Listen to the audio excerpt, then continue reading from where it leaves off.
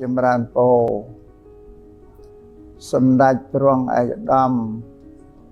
អ្នកអញ្ញាលោកជំទាវលោកស្រីញោមញាតិពុទ្ធបរិស័ទគ្រប់រូបទាំងអស់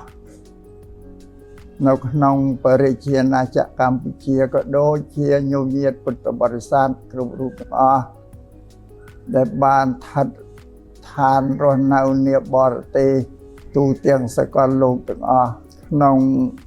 ឱកាសថ្ងៃនេះគឺជាកម្មវិធី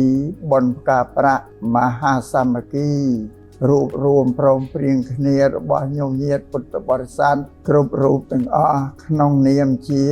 អ្នកគោរពជំនឿជឿជាក់ចំពោះពុទ្ធសាសនាសូមឲ្យញោមញាតិអរគ្នាជួយផ្ដល់